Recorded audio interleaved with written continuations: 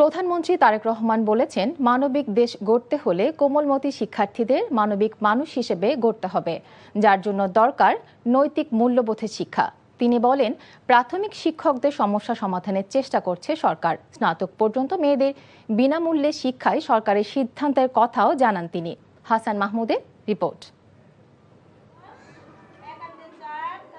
শৈশবের শিক্ষা সুন্দর জীবনের দীক্ষা, এই বাক্যের মতোই প্রাথমিক শিক্ষার পাঠকে মানসম্মত মূল্যবোধপূর্ণ করার লক্ষ্য নিয়ে সারা দেশে সরকারিভাবে ৬৫,৫০০রও বেশি প্রাথমিক বিদ্যালয় পরিচালিত হচ্ছে।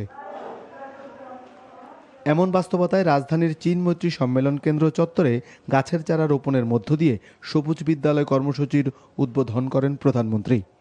একযোগে দেশের বিভিন্ন প্রাথমিক বিদ্যালয়ে রোপণ করা হয় ২ লাখ বৃক্ষ, যা চলমান থাকবে। যেখানে যেখানে মনে করবে একটি গাছ রোপণ করা যাবে, তোমাদের সকলের কাছে আমার অনুরোধ, একটি করে গাছ রোপণ করবে। পরে দীর্ঘ সময় ধরে বিভিন্ন স্কুলের শিক্ষার্থীদের প্রদর্শনকৃত স্টল ঘুরে দেখেন এবং ছাত্রছাত্রীদের সাথে কথা বলেন সরকার প্রধান। সেখান থেকে প্রাথমিক শিক্ষা পদক ২০২৬ প্রদান অনুষ্ঠানে যোগ দিয়ে খেলাধুলা, সঙ্গীত, চিত্রাঙ্কন সহ বিভিন্ন ক্যাটাগরিতে বিজয়ী শিক্ষার্থী এবং সেরা শিক্ষক কর্মকর্তা কর্মচারীদের হাতে প্রধানমন্ত্রী তুলে দেন সম্মাননা। ক্ষুদে শিক্ষার্থীদের পরিবেশনায় প্রায় ঘণ্টাব্যাপী অনুষ্ঠিত সাংস্কৃতিক পরিবেশনা উপভোগ করেন প্রধানমন্ত্রী।